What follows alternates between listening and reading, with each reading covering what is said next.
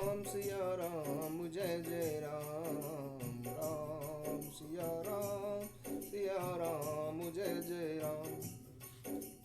गरुड़ जी काकभूषणी जी से पूछते हैं कि हे प्रभु, मैं अपने विवेक के कारण अविवेक के कारण आपसे पूछता हूँ कि हे कृपा सुंदरी, मुझे अपना दास मान विचार कर मेरे प्रश्न का उत्तर दीजिए। गरुड़ जी पूछते हैं कि आप सबको जानने वाले हैं, तत्व के ज्ञाता हैं, माया से दूर, उत्तम बुद्धि से युक्त, सुशील, सरल आचरण वाले, ज्ञान वैराग्य और विज्ञान के धाम तथा श्री रघुनाथ जी के प्रिय दास हैं। आपने यह काक शरीर, कोए का शरीर किस कारण से पाया? हे तात, सब समझाकर मुझे बताइए। हे स्वामी, हे आकाशगामी, यह सुंदर रामचरित आपने कहाँ से पाया, यह भी मुझे बताइए। नाथ सुना में अस सिपाही, महाप्रलय नाश तब नाही, मुदा बचन नहीं ईश्वर कही, सो मोरे मन संशय। हे नाथ, मैंने शिव जी से ऐसा सुना है कि महाप्रलय में भी आपका नाश नहीं होता और शिव जी कभी मिथ्या वचन नहीं बोलते। अतः मेरे मन में यह संदेह भी है, क्योंकि हे नाथ, नाग, मनुष्य, देवता आदि चर अचर जीव तथा यह संपूर्ण संसार काल का कलेवा है। असंख्य ब्रह्मांडों का नाश करने वाला काल सदा ही आवश्यक है। ऐसा वह अत्यंत भयंकर काल आप पर अपना प्रभाव नहीं दिखलाता, इसका क्या कारण है? हे कृपालु, मुझे बताइए कि यह ज्ञान का प्रभाव है या कोई योग का बल है। हे प्रभु, आपके आश्रम में आते ही मेरा मोह और भ्रम नष्ट हो गया, इसका क्या कारण है? हे नाथ, यह सब मुझे प्रेम पूर्वक बतलाइए। गरुण गिराय सुनी हरे से उकागा, बोले उमा परमे अनुरागा, धन्य धन्य तब मति उर्गारी, प्रश्न तुम्हारी मोहे अति प्यारी। हे उमा, गरुण जी की वाणी सुनकर काकभूषणी जी प्रसन्न हुए और प्रेम से बोले कि हे सर्पों के शत्रु, आपकी बुद्धि धन्य है, आपके प्रश्न मुझे बहुत अच्छे लगे। सुनी तब प्रश्न से प्रेमी सुहाई, बहुत जन्म के सुधि मोहि आई, शब निज कथा कहूँ मैं गाई, ताते सुनऊँ सादर मन लाई। आपके प्रेम युक्त ऐसे सुंदर प्रश्न सुनकर मुझे अपने अनेक जन्मों की याद आ गई। मैं अपनी सब कथा विस्तार पूर्वक कहता हूँ, आप आदर सहित मन लगाकर सुनिए। जप तप मक समदम व्रत दाना, बिरति विवेक जोग विज्ञाना, सब कर फल रघुपति पद प्रेमा, तेहि बिन को न पावै क्षेमा। अनेक जप तप यज्ञ सम दम व्रत दान वैराग्य विवेक योग विज्ञान आदि सबके फल श्री राम जी के चरणों में प्रेम होता है। इसके बिना किसी को भी कल्याण प्राप्त नहीं हो सकता। मैंने इसी शरीर से श्री राम जी की भक्ति प्राप्त की है, इसलिए इस पर मेरी ममता अधिक है। जिससे अपना स्वार्थ होता है उसमें सभी प्रेम करते हैं। हे गरुड़ जी, वेदों में ऐसी नीति है और सज्जन भी यही कहते हैं कि अपना समझकर अत्यंत नीच व्यक्ति से भी प्रेम करना चाहिए। रेशम कीड़े से पैदा होता है और उसी से सुंदर रेशमी वस्त्र बनते हैं, इसलिए उस परम अपवित्र कीड़े को भी लोग अपने प्राणों के समान पालते हैं। स्वार्थ साच जीव कहुए, मन क्रम बचन राम पद नेहा, सोई पावन सोई सुभगे शरीरा, जो तनु पाई बजई रघुवीरा। जीव के लिए सच्चा स्वार्थ यही है कि मन वचन और कर्म से श्री राम जी के चरणों में उसका प्रेम हो। वही शरीर पवित्र और सुंदर है जिसे पाकर श्री राम जी का भजन किया जाए। राम विमुख लही विधि सम देहि, कवि को विधि न प्रशंसहि तेहि, राम भगत यही तन उर जामी, ताते मोहि परम प्रिय स्वामी। जो व्यक्ति श्री राम जी के विमुख हैं यदि उसे ब्रह्म के समान शरीर मिल जाए तो भी कवि और विद्वान उसकी प्रशंसा नहीं करते। इसीलिए शरीर से मेरे हृदय में राम भक्ति उत्पन्न हुई। इसीलिए हे स्वामी, यह मुझे अत्यंत प्रिय है।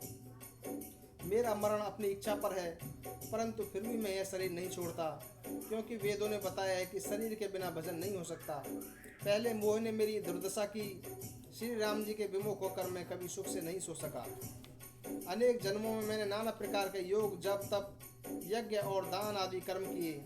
हे गरुण जी, संसार में ऐसी कौन सी योनि है जिसमें मैंने बार बार जन्म नहीं लिया हो। हे गोसाई, मैंने सब कर्म करके देख लिए, पर इस जन्म की भांति मैं कभी सुखी नहीं हुआ। हे नाथ, मुझे अनेक जन्मों की याद है, क्योंकि श्री शिव जी की कृपा से मेरी बुद्धि को मोह नहीं घेर सका। हे पक्षीराज सुनिए, अब मैं अपने प्रथम जन्म के चरित्र कहता हूँ, जिन्हें सुनकर प्रभु के चरणों में प्रीति उत्पन्न होती है तथा जिससे सब क्लेश मिट जाते हैं। हे प्रभु, पूर्व कल्प में पापों का मूल युग कलयुग था, जिसमें पुरुष और स्त्री सभी अधर्म परायण और वेद विरोधी थे। उसी कलयुग में मुझे अयोध्यापुरी में शूद्र का शरीर प्राप्त हुआ। मैं मन, वचन और कर्म से शिव जी का सेवक और दूसरे देवताओं की निंदा करने वाला अभिमानी था। मैं धन का अभिमानी, बहुत ही बकवादी और उग्र बुद्धि वाला था। मेरे हृदय में बड़ा भारी दम्भ था। यद्यपि मैं श्रीनाथ जी की राजधानी में रहता था, तथापि मैं उस समय उसकी महिमा नहीं जान सका।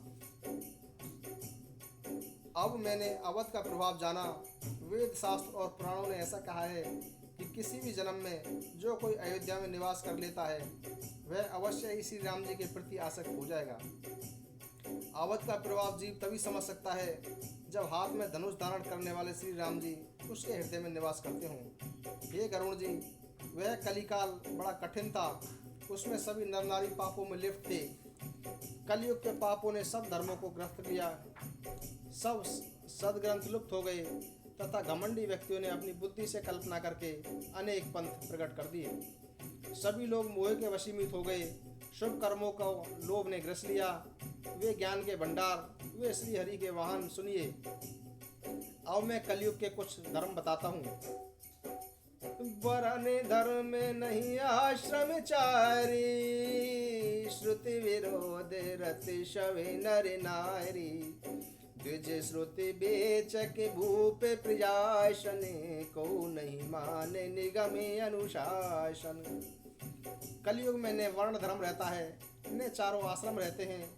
सभी स्त्री पुरुषों वेदों का विरोध करते रहते हैं। ब्राह्मण वेदों के बेचने वाले और राजा प्रजा को खा डालने वाले होते हैं। वेद की आज्ञा कोई नहीं मानता। जिसे जो अच्छा लग जाए वही मार्ग है। जो डींग मारता है वही पंडित हो जाता है। जो मिथ्या आडंबर रचता है और जो दंभी हो जाता है, उसी को सब संत कहते हैं। जो दूसरों का धन हरण कर ले वही बुद्धिमान है। जो दंभ करता है उसी को बड़ा आचार्य माना जाता है।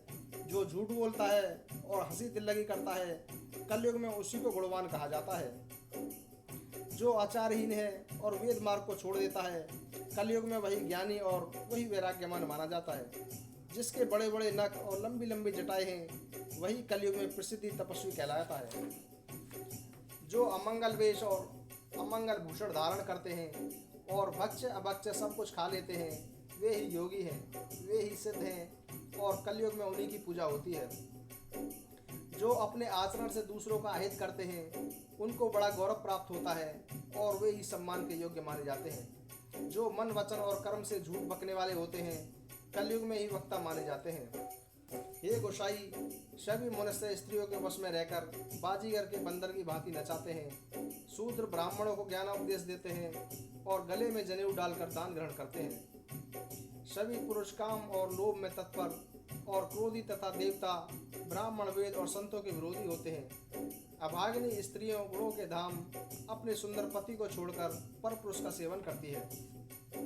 सुहागिनी स्त्रियां आभूषणों से रहित होती हैं, पर विधवाएं नित्य नए श्रृंगार करती हैं। शिष्य और गुरु में बहरे और अंधे के समान हिसाब होता है। शिष्य गुरु के उपदेश को नहीं सुनता, इसलिए उसे ज्ञान दृष्टि प्राप्त नहीं होती। जो गुरु शिष्य का धन हरण करता है पर शोक नहीं करता, वह घोर नरक में पड़ता है। माता पिता बालकों को बुलाकर वही धर्म सिखलाते हैं जिससे पेट भरे। स्त्री पुरुष ब्रह्म ज्ञान के सिवा दूसरी और बात नहीं करते, पर वे थोड़े से लाभ के लिए ब्राह्मण और गुरु की हत्या तक कर डालते हैं। शूद्र ब्राह्मणों से कहते हैं कि तुम हमसे कुछ कम नहीं हुए, जो ब्राह्मण को जानता है वही श्रेष्ठ ब्राह्मण है, ऐसा कहकर वे उन्हें आंखें दिखलाते हैं। जो पराई स्त्री में आसक्त, कपट करने में चतुर और मोह द्रोह और ममता में लिपटे हैं, वे ही व्यक्ति ब्रह्मा और जीव को एक बताने वाले ज्ञानी हैं। मैंने उस कलयुग का यह चरित्र देखा है। जो स्वयं तो नष्ट होते ही हैं, जो सन्मार्ग का प्रतिपालन करते हैं उन्हें भी नष्ट कर देते हैं। जो तर्क करके वेद की निंदा करते हैं, वे लोग युगों तक नरकों में पड़े रहते हैं। तेली, कुमार, चांडाल, भील, कोल और कलार आदि निम्न वर्ण के व्यक्ति स्त्री के मरने पर तथा घर की संपत्ति नष्ट होने जाने पर सिर मुड़ाकर सन्यासी बन जाते हैं। ब्राह्मण उनकी पूजा करते हैं और अपने ही हाथों से अपने दोनों लोक नष्ट कर देते हैं। ब्राह्मण अपड़, लोभी, कामी, आचार भ्रष्ट, मूर्ख और नीच जाति की व्यवहारिणी स्त्रियों में संपर्क बना लेते हैं। शूद्र नाना प्रकार के जप, तप और व्रत करते हैं तथा ऊंचे आसन पर बैठकर पुराणों का पारायण करते हैं। प्रत्येक व्यक्ति मनमाना आचरण करता है। ऐसी अपार अनीति का वर्णन नहीं किया जा सकता। कलयुग में सब लोग वर्ण संकर और मर्यादा से चुस्त हो गए हैं। वे पाप करते हैं तथा उसके फलस्वरूप दुख, भय, रोग, शोक व प्रिय वस्तु का वियोग प्राप्त करते हैं। वेद सम्मत वैराग्य व ज्ञान से युक्त जो हरिभक्त का मार्ग है, वो वैसे व्यक्ति उस पर नहीं चलते हैं। अनेक नए नए पंथों की कल्पना करते हैं। सन्यासी धन खर्च कर अपने घर सजाते हैं, उनमें वैराग्य नहीं रहा, उसका तो विषयों ने हरण कर लिया है। तपस्वी धनवान हो गए हैं और गृहस्थ दरिद्र।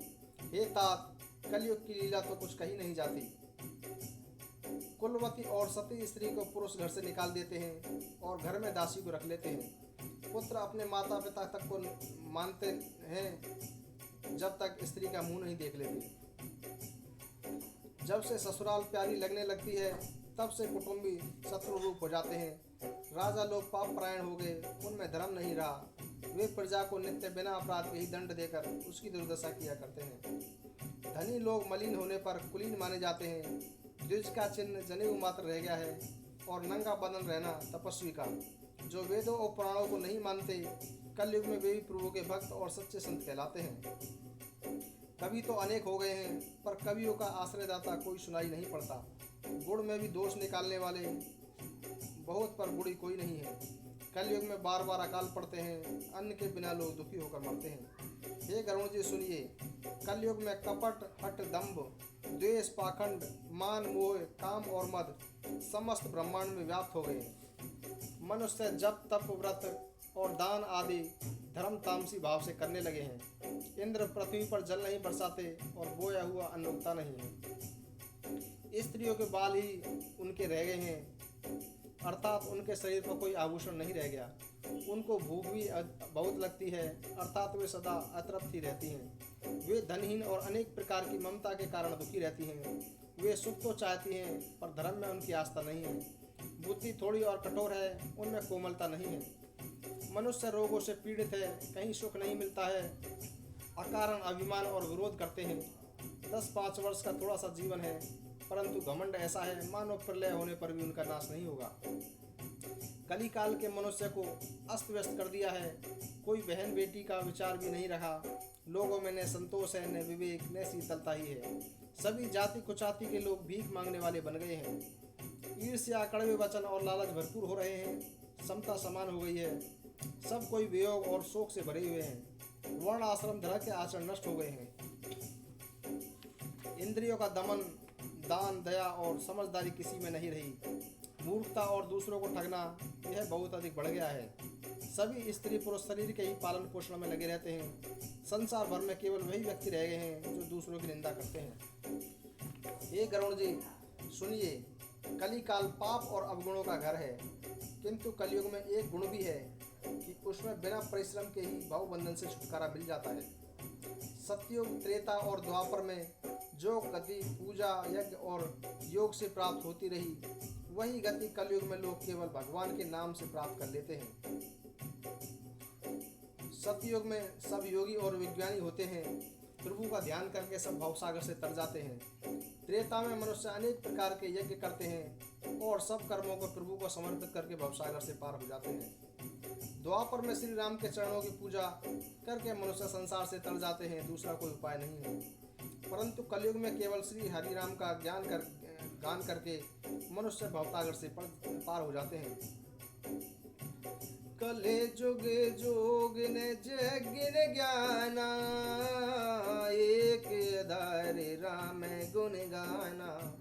सब भरोसे तजी जो भज राम, प्रेम समेत गावे गुण ग्राम।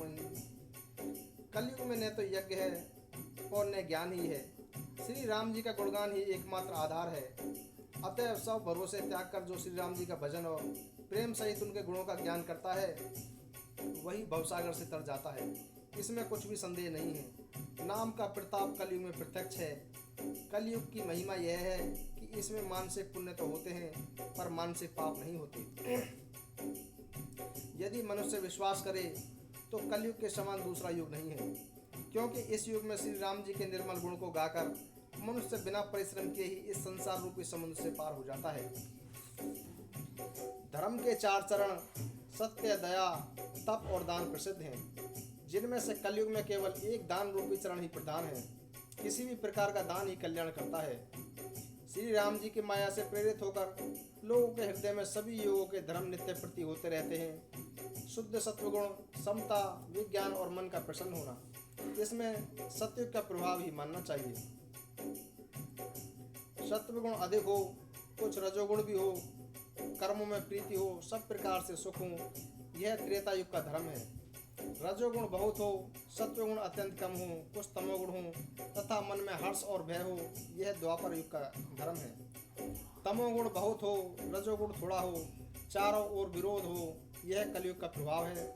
विद्वान व्यक्ति मन में युग धर्म को जानकर वह अधर्म को छोड़कर धर्म में प्रीति करते हैं। जिसका श्री रघुनाथ जी के चरणों में अत्यंत प्रेम है, उसे काल धर्म नहीं व्यापते। हे पक्षीराज, नट बाजीगर का किया हुआ कपट चरित्र देखने वालों के लिए बड़ा दुर्गम होता है, पर नट के जंबूरे को उसकी माया नहीं व्यापती। श्री हरि की माया द्वारा रचे हुए दोष और गुण श्री हरि के भजन बिना नहीं जाते। अतः मन में ऐसा विचार कर सब कामनाओं को छोड़कर निष्काम भाव से श्री राम जी का भजन करना चाहिए। हे पक्षीराज, उस कलिकाल में अनेक वर्षों तक अयोध्या में रहा। एक बार वहां अकाल पड़ा, तब मैं विपत्ति का मारा विदेश चला गया। हे गरुण जी सुनिए, मैं दीन, उदास, दरिद्र और दुखी होकर उज्जैनी नगरी में जा पहुंचा। कुछ समय बीतने पर वह कुछ संपत्ति प्राप्त कर मैं वहीं भगवान शंकर की आराधना करने लगा। ब्राह्मण वेद विधि पूर्वक शिव जी की पूजा करते, उनके लिए दूसरा कोई कार्य नहीं था। वे परम साधु और परमार्थ के ज्ञाता थे। वे शुभ के उपासक थे, किंतु श्री हरि की निंदा करने वाले नहीं थे। मैं कपट पूर्वक उनकी सेवा करता। वे ब्राह्मण अत्यंत दयालु और नीतिवान थे। हे स्वामी, बाहर से नम्र देखकर ब्राह्मण मुझे पुत्र की भांति मानकर पढ़ाते थे। उन ब्राह्मण श्रेष्ठ ने मुझे शिव जी का मंत्र दिया और अनेक प्रकार के उपदेश भी दिए। मैं शिव जी के मंदिर में जाकर मंत्र का जाप करने लगा। मेरे हृदय में अहंकार बढ़ गया। मैं दुष्ट नीच जाति का और पापमयी मलिन बुद्धि वाला मोह श्री हरि के भक्तों और द्विजों को देखते ही क्रोधित हो उठता और विष्णु भगवान से द्रोह करता था। मेरा आचरण देखकर गुरुजी दुखी थे। वे मुझे नित्य ही भली भांति समझाते, पर मैं कुछ भी नहीं समझता। उल्टे मुझे क्रोध उत्पन्न होता। क्या दम्भी को कभी नीति अच्छी लगती है? एक बार गुरुजी ने मुझे बुलाया और अनेक प्रकार से परमार्थ नीति की शिक्षा देकर बताया। शिव जी की सेवा का फल यही है कि श्री राम जी के चरणों में प्रगाढ़ भक्ति हो। हे तात, शिव जी और ब्रह्मा जी भी श्री राम जी को भजते हैं, फिर नीच मनुष्य की तो क्या बात है। ब्रह्मा जी और शिव जी भी जिनके चरणों के प्रेमी हैं, अरे अब आगे उनसे द्रोह करके तू सुख प्राप्त नहीं कर सकता। गुरु जी ने शिव जी को हरि का सेवक कहा। हे पक्षीराज, यह सुनकर मेरा हृदय जल उठा। मैं नीच जाति का विद्या प्राप्त कर दूध पिलाने पर सांप की भांति हो गया। अभिमानी, कुटिल, अभागन और कुजाति, मैं दिन रात गुरुजी से द्रोह करता। गुरुजी अत्यंत दयालु थे, उन्हें तनिक भी क्रोध नहीं आता था। मेरे द्रोह करने पर भी बार बार मुझे उत्तम ज्ञान की शिक्षा देते थे। नीच मनुष्य जिससे बड़ाई पाता है, सबसे पहले वह उसे ही मारकर उसका नाश करता है। हे भाई सुनिए, आग से उत्पन्न हुआ धुआं मेघ की पदवी पाकर उसी अग्नि को बुझा देता है। धूल रास्ते में निरादर पूर्वक पड़ी रहती है और सदा राह चलने वाले के लातों की मार सहती है।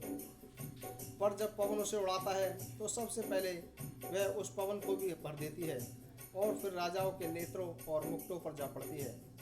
हे गरुड़ जी सुनिए, यह बात समझकर बुद्धिमान नीच व्यक्तियों का संग नहीं करते। कवि और पंडित ऐसे कहते हैं कि दुष्ट से न कलह अच्छा है और न प्रेम। हे गोसाई, उसमें कोई रुचि नहीं रखनी चाहिए। दुष्ट को कुत्ते की भांति दूर से ही त्याग देना चाहिए। मैं दुष्ट था, मेरे हृदय में कपट और कुटिलता भरी थी, इसीलिए गुरुजी द्वारा हित की बात कहने पर भी मुझे अच्छी नहीं लगती थी। एक दिन मैं शिव जी के मंदिर में शिव नाम जप रहा था। उसी समय गुरुजी वहां आए, पर अभिमान के कारण मैंने उठकर उनको प्रणाम नहीं किया। गुरुजी दयालु थे, उन्होंने मुझसे कुछ नहीं कहा। उनके हृदय में लेस मात्र भी क्रोध नहीं हुआ। पर गुरु का अपमान बहुत बड़ा पाप है, अतः महादेव जी उसे सहन नहीं कर सके। उसी समय मंदिर में आकाशवाणी हुई कि हे हतभाग्य मूर्ख अभिमानी, यद्यपि तेरे गुरु को क्रोध नहीं है, वे अत्यंत कृपालु चित्त के और पूर्ण अज्ञानी है, तो भी हे मूर्ख, मैं तुझे शाप दूंगा, क्योंकि नीति का विरोध मुझे अच्छा नहीं लगता।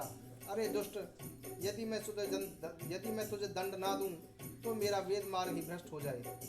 जो मूर्ख गुरु से ईर्ष्या करते हैं वे करोड़ों युगों तक रौरव नरक में पड़े रहते हैं। फिर वे पशु पक्षी आदि योनियों में शरीर धारण करते हैं और 10,000 जन्मों तक दुख पाते रहते हैं। अरे पापी, तू गुरु के सामने अजगर की भांति बैठा रहा। रे दुष्ट, तेरी बुद्धि पाप से ढक गई है, अतः तू सर्प हो जा।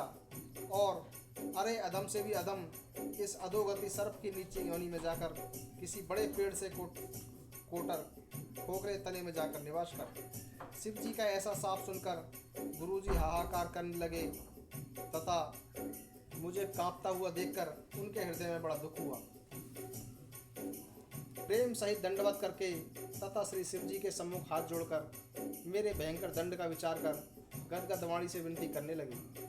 हे निर्वाण स्वरूप, विभु व्यापक, ब्रह्म और वेद स्वरूप, ईशान दिशा के ईश्वर तथा सबके स्वामी श्री शिव जी, मैं आपको नमस्कार करता हूँ। निज स्वरूप में स्थित अर्थात माया आदि से रहित, गुणों से रहित, वेद रहित, इच्छा रहित, चेतन आकाश रूप एवं आकाश धारण करने वाले दिगंबर तथा आकाश को भी देन करने वाले मैं आपका भजन करता हूँ। हे निराकार, ओंकार के मूल, तीनों गुणों से अतीत, वाणी ज्ञान और इंद्रियों से परे कैलाशपति, विकराल महाकाल के विकाल, कृपालु गुणों के धाम तथा संसार से परे आप परमेश्वर को मैं नमस्कार करता हूँ, जो हिमालय के समान गौरवर्ण तथा गंभीर हैं, जिनके कानों में कुंडल हिल रहे हैं, जिनकी सुंदर भ्रुकुटी विशाल नेत्र हैं,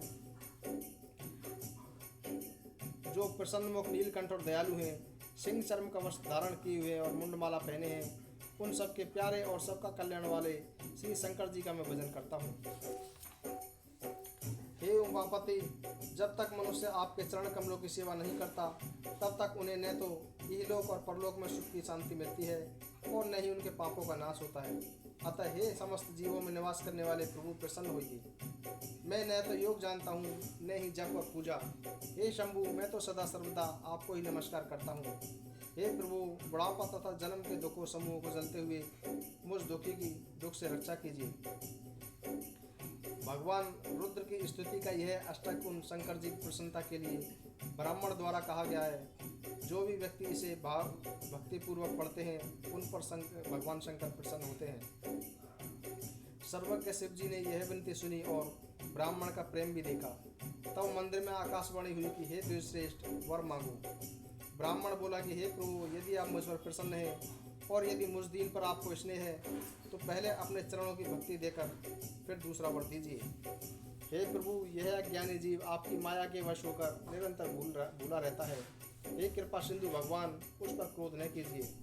हे दीनों पर दया करने वाले शंकर, अब इस पर कृपा कीजिए जिससे थोड़े ही समय में इसकी शाप से मुक्ति हो जाए। हे कृपा निदान, अब वही कीजिए जिससे इसका कल्याण हो। दूसरे के हित के लिए ब्राह्मण की वाणी सुनकर फिर आकाशवाणी हुई, एवं वस्तु, यद्यपि इसने भयानक पाप किया है और मैंने भी क्रोध करके इसे शाप दिया है, तथापि तुम्हारी सज्जनता देखकर मैं इस पर विशेष कृपा करूंगा। हे द्विज, क्षमाशील एवं परोपकारी व्यक्ति मुझे वैसे ही प्रिय हैं जैसे श्री रामचंद्र जी। हे द्विज, मेरा शाप व्यर्थ नहीं जाएगा, इसे अवश्य ही 1000 जन्म मिलेंगे। परंतु जन्मने और मरने में जो दुसह दुख होता है वह दुख इसे तनिक भी कष्ट नहीं देगा तथा किसी भी जन्म में इसका ज्ञान नहीं मिटेगा। हे शूद्र, यह मेरा प्रामाणिक वचन सुन। तेरा जन्म श्री रघुनाथ जी की पुरी अर्थात अवधपुरी में हुआ है। फिर तूने मन लगाकर मेरी सेवा भी की है। पुरी के प्रभाव तथा मेरी कृपा से तेरे हृदय में राम भक्ति उत्पन्न होगी। हे भाई, अब मेरा वचन सुन। द्विजों की सेवा ही भगवान को प्रसन्न करने वाला व्रत है। अब कभी ब्राह्मण का अपमान न करना, संतों को भगवान के समान ही समझना। मन में ऐसा समझ लेना, फिर तुम्हारे लिए संसार में कुछ भी दुर्लभ न रहेगा। मेरा एक और भी आशीर्वाद है कि तुम्हारी सर्वत्र आबाद गति होगी, अर्थात तुम जहाँ जाना चाहोगे वहीं बिना रोक टोक के जा सकोगे। आकाशवाणी के द्वारा शिव जी के वचन सुनकर गरुड़ जी प्रसन्न होकर ऐसा ही हो कहकर वे मुझे बहुत प्रकार से समझाकर और शिव जी के चरणों को हृदय में धारण कर कर अपने घर चले गए। काल की प्रेरणा से वे विंध्याचल में जाकर सर्प बना। फिर कुछ काल बीतने पर बिना कष्ट के ही मैंने वह शरीर त्याग दिया। हे परिवहन, मैं जो भी शरीर धारण करता उसे बिना ही परिश्रम किए सुखपूर्वक उसी प्रकार त्याग देता था जिस प्रकार मनुष्य पुराना वस्त्र त्याग देता है और नया पहन लेता है। शिव जी ने भी वेद की मर्यादा की रक्षा की और मुझे कोई क्लेश भी नहीं हुआ। इस प्रकार हे पक्षीराज, मैंने अनेक शरीर धारण किए पर मेरा ज्ञान बना रहा। पशु पक्षी देवता तथा मनुष्य का जो भी मैं शरीर धारण करता उसी शरीर में श्री राम जी का भजन करता रहता था। परंतु एक दुख मुझे बना रहा, गुरु जी का कोमल सुशील स्वभाव मुझे कभी भी नहीं भूलता था। अर्थात मैंने ऐसे कोमल स्वभाव वाले गुरु का अपमान किया, यह दुख मुझे सदा बना रहा। मैंने अंतिम शरीर ब्राह्मण का पाया जिसे पुराणों और वेदों ने देवताओं के लिए भी दुर्लभ बताया है। मैं उस ब्राह्मण शरीर में भी बालकों में मिलकर खेलता था तो श्री रघुनाथ जी की ही सारी लीलाएं किया करता था। बड़ा होने पर पिताजी मुझे पढ़ाने लगे। मैं समझता, सुनता और विचार करता, परंतु पढ़ना मुझे अच्छा नहीं लगता था। मेरे मन से सारी वासनाएं भाग गईं, केवल श्री राम जी के चरणों में ही लौ लग गई। हे गरुड़ जी, कहिए ऐसा कौन अभागा होगा जो कामधेनु को छोड़कर गधी की सेवा करेगा। प्रेम में मगन रहने के कारण मुझे कुछ भी अच्छा नहीं लगता था। पिताजी मुझे पढ़ा पढ़ाकर हार गए। जब माता पिताजी मर गए तब मैं भक्तों की रक्षा करने वाले श्री राम जी का भजन करने के लिए वन में चला गया। वन में जहाँ जहाँ मुनिवरों के आश्रम पाता वहीं वहीं जाकर उन्हें सिर झुकाकर प्रणाम करता। ये गरुड़ जी, मैं उनसे श्री राम जी के गुणों की कथाएं पूछता, वे कहते और मैं प्रसन्न होकर सुनता। इस प्रकार मैं सदा सर्वदा श्री हरि के गुणानुवाद सुनता रहता। शिव जी की कृपा से मेरी सर्वज्ञ आबादी गति थी। मैं जहाँ चाहता वहीं जा सकता था। मेरी तीनों प्रकार की प्रबल वासनाएं नष्ट हो गईं और हृदय में केवल यही लालसा बढ़ गई कि श्री राम जी के चरण कमलों के दर्शन करके अपना जन्म सफल समझूं। मैं जिनसे भी पूछता वे मुनि यही कहते कि ईश्वर सर्वभूत में है। यह निर्गुण मत मुझे अच्छा नहीं लगता था। मेरे हृदय में सगुण ब्रह्म के प्रति प्रेम प्रीति बढ़ रही थी। गुरु जी के वचनों का स्मरण करके मेरा मन श्री राम जी के चरणों में लग गया। मैं प्रतिक्षण नया प्रेम प्राप्त करता हुआ श्री रघुनाथ जी का यश गाता घूमता रहा। सुमेरु पर्वत के शिखर पर वट वृक्ष की छाया में लोमश मुनि बैठे थे। उन्हें देखकर मैंने उनके चरणों में सिर नवाया एवं अत्यंत दीन वचन कहे। हे पक्षीराज, मेरे अत्यंत नम्र और कोमल वचन सुनकर कृपालु मुनि मुझे आदरपूर्वक पूछने लगे, हे ब्राह्मण, आप यहाँ किस प्रकार कार्य के लिए आए हैं। तो मैंने कहा कि हे कृपानिधि, आप सर्वज्ञ और सुजान हैं। हे भगवान, मुझे सगुण ब्रह्म की आराधना करना समझाइए। हे पक्षीराज, तब मुनीश्वर ने श्री रघुनाथ जी के गुणों की कुछ कथाएं आदरपूर्वक सुनाई। फिर वे ब्रह्मज्ञान परायण ज्ञानी मुनि मुझे परम अधिकारी जानकर ब्रह्मा का उपदेश करने लगे कि वह अजन्मा है, अद्वैत है, निर्गुण है और हृदय का स्वामी है। उसे कोई भी बुद्धि के द्वारा माप नहीं सकता। वह इच्छा रहित, नाम रहित, रूप रहित, अनुभव से जानने योग्य, अखंड और उपमा रहित है।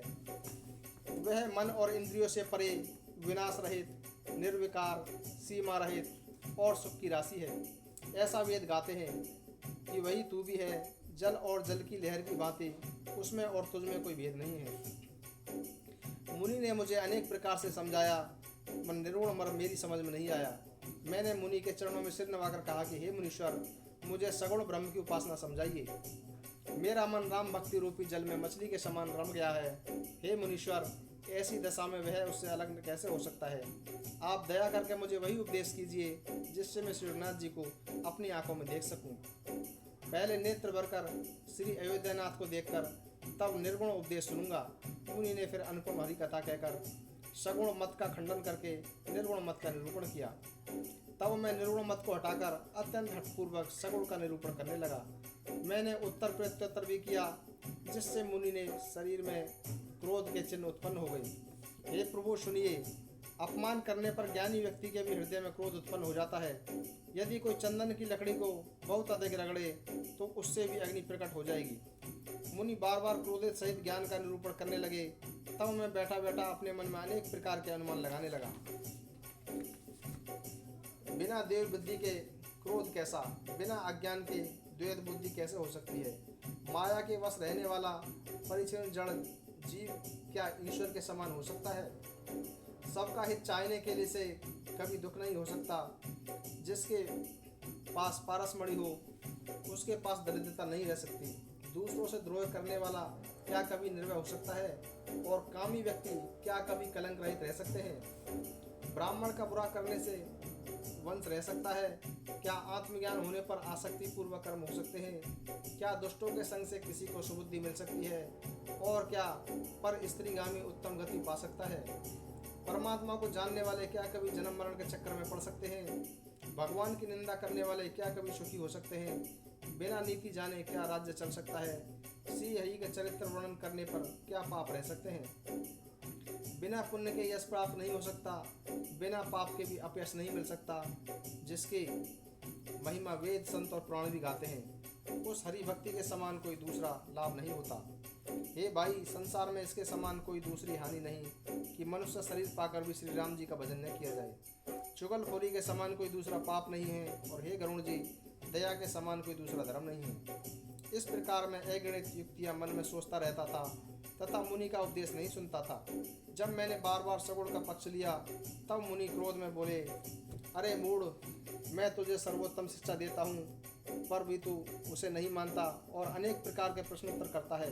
मेरे वचन पर विश्वास नहीं करता, कोए की भांति सभी से डरता है। अरे मूर्ख, तू अत्यंत हठी है और तू तुरंत कोवा हो जा। मैंने आनंद पूर्वक मुनि के साप को सिर पर धारण कर लिया। उससे मुझे न तो कुछ डर लगा और न ही दीनता ही आई। तब मैं तुरंत कोवा हो गया। फिर मुनि के चरणों में सिर झुकाकर और श्री राम जी का स्मरण करके मैं प्रसन्न होकर उड़ चला।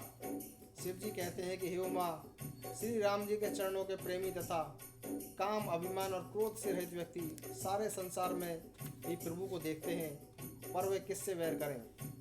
काकभूषणी जी बोले कि हे गरुण जी सुनिए, इसमें ऋषि का कोई दोष नहीं था। श्री राम जी सबके हृदय में प्रेरणा करते हैं। कृपा सागर प्रभु ने बुलावा देकर मेरे प्रेम की परीक्षा ली। मन, वचन और कर्म से जब प्रभु ने मुझे अपना दास बना लिया तब भगवान ने मुनि की बुद्धि पुनः उल्टी कर दी। ऋषि ने मेरा महान पुरुषों का स्वभाव, धैर्य, अक्रोध, विनय आदि तथा श्री राम जी के चरणों में विशेष विश्वास देखा तो मुनि ने बार बार पछताकर मुझे आदरपूर्वक बुला लिया। उन्होंने अनेक प्रकार से मुझे समझाया और तब हर्षित होकर मुझे राम मंत्र दिया। मुनि ने मुझे बालक रूप श्री राम जी के ध्यान की विधि समझाई। सुंदर और सुख देने वाला यह ध्यान मुझे बहुत अच्छा लगा, जो मैं आपको पहले ही बता चुका हूँ। मुनि ने कुछ समय तक मुझको अपने पास रखा। फिर उन्होंने रामचरितमानस सुनाया। आदर पूर्वक मुझे यह कथा सुनाकर मुनि मुझसे बोले, हे तात, यह सुंदर और गुप्त रामचरितमानस मैंने शिव जी की कृपा से प्राप्त किया था। तुम्हें श्री राम जी का भक्त जानकर मैंने तुम्हें ये विस्तार पूर्वक सुनाया है। हे तात, जिनके हृदय में श्री राम जी की भक्ति नहीं है उनके सामने इसे कभी नहीं कहना चाहिए। मुनि ने मुझे अनेक प्रकार से समझाया। तब मैंने प्रेम के साथ मुनि के चरणों में सिर नवाया। मेरा सिर स्पर्श करके आनंद पूर्वक मुझे आशीर्वाद दिया कि अब मेरी कृपा से तेरे हृदय में सदा राम भक्ति बनी रहेगी। तुम सदा श्री राम जी को प्रिय रहोगे और गुणों के धाम मान रहित इच्छा अनुसार रूप धारण करने में समर्थ, इच्छा, मृत्यु एवं ज्ञान और वैराग्य के भंडार हो जाओगे। इतना ही नहीं, श्री भगवान को स्मरण करते हुए तुम जहाँ भी निवास करोगे वहाँ 4 कोस तक माया और मोह नहीं रहेगा। काल कर्म गुण दोष और स्वभाव से उत्पन्न दुख नहीं सताएगा। अनेक प्रकार के श्री राम जी के रहस्य जो इतिहास और पुराणों में गुप्त और प्रकट हैं, तुम उन सबको बिना ही परिश्रम के जान जाओगे। श्री राम जी के चरणों में तुम्हारा नित्य नया प्रेम रहेगा। अपने मन में तुम जो भी इच्छा करोगे, श्री हरि की कृपा से उसकी पूर्ति भी दुर्लभ नहीं होगी। हे गरुण जी सुनिए। मुनि का आशीर्वाद सुनकर आकाश में गंभीर ब्रह्मवाणी हुई कि हे ज्ञानी मुनि, तुम्हारा वचन सत्य हो। यह कर्म मन और वचन से मेरा भक्त है। आकाशवाणी सुनकर मुझे अपार हर्ष हुआ। मैं प्रेम मग्न हो गया और मेरी सारी शंकाएं दूर हो गई। इसके बाद मुनि को विनती करके आज्ञा पाकर तथा उनके चरण कमलों में बार बार सिर नवाकर मैं प्रसन्नतापूर्वक इस आश्रम में आया। श्री राम जी की कृपा से मैंने दुर्लभ वर पा लिया। हे पक्षीराज, मुझे यहाँ रहते हुए 27 कल्प बीत गए हैं। और मैं यहाँ सदा श्री राम जी का गुणगान किया करता हूँ और सभी चतुर पक्षी उसे आदरपूर्वक सुनते हैं। अयोध्यापुरी में जब जब श्री रघुवीर भक्तों के लाभ के लिए मनुष्य शरीर धारण करते हैं, तब तब मैं जाकर श्री राम जी की नगरी में रहता हूँ और प्रभु की शिशु लीला देखकर सुख प्राप्त करता हूँ तथा श्री राम जी के शिशु रूप को हृदय में रखकर मैं पुनः आश्रम में आ जाता हूँ। जिस कारण मुझे कोए का शरीर मिला, वह सारी कथा मैंने आपको सुना दी। हे तात, मैंने आपके सब प्रश्नों के उत्तर दे दिए हैं। राम भक्ति की महिमा बड़ी भारी है। मुझे अपना यह काक शरीर इसलिए प्रिय है कि इसमें आकर ही मुझे श्री राम जी के चरणों का प्रेम प्राप्त हुआ। इसी शरीर में मैंने अपने प्रभु के दर्शन किए और मेरे सब संदेह नष्ट हो गए। मंगले भवनीय मंगल हारे, द्रवहु सुदशरथ अजिर बिहारी। राम सिया राम जय जय राम। राम सिया राम जय जय राम। हरि अनंते हरि कथानंता, कहे सुनई बहुविदेश विषंता। राम सिया राम जय जय राम। राम सिया राम